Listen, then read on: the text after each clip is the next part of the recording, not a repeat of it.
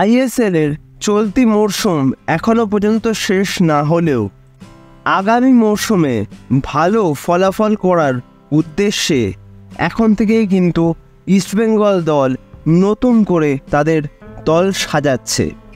সেটা কিন্তু আমরা ট্রান্সফার মার্কেটের দিকে চোখ রাখলেই দেখতে পাচ্ছি।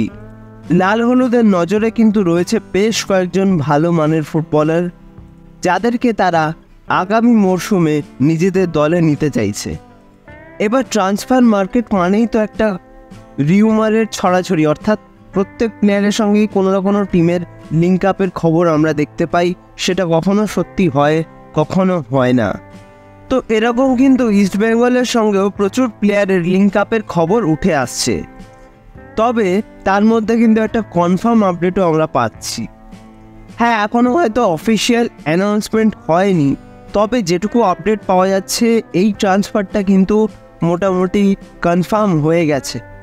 মোস্ট ইম্পর্ট্যান্টলি এই প্লেয়ারটি কিন্তু একজন ইন্ডিয়ান প্লেয়ার, যিনি কিন্তু আগামী মরশুমে সব কিছু ঠিকঠাক থাকলে হয়তো ইস্টবেঙ্গলের জার্সি পরতে চলেছেন।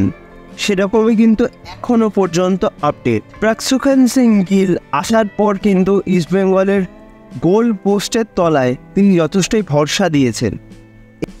এইবার আরও একজন ভারতীয় গোলকিপার আসছেন লাল হলুদে, এবং সেটি আর কেউ নয়, আমাদের অতি পরিচিত, অর্থাৎ আমরা যারা ফুটবলকে ফলো করি, আইএসএলকে ফলো করি, তারা তো নিশ্চয়ই চিনব দেবজিৎ মজুমদার।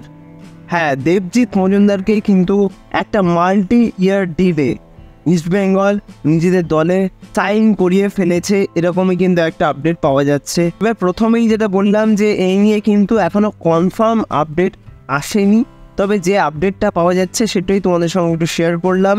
তো দেবজিৎ মজুমদার নিঃসন্দেহে একজন অত্যন্ত ভালো মানের গোলকিপার, এবং এই আইএসএলেও কিন্তু তার দুর্ধর্ষ কিছু পারফরমেন্স আমরা দেখেছি। তো এই সাইনিংটা নিয়ে তোমাদের কি মতামত অবশ্যই কিন্তু আমাকে কমেন্ট করে জানিও। আর ভিডিওটা ভালো লাগলে লাইক, কমেন্ট, শেয়ার এবং সাবস্ক্রাইব করতে ভুলো না।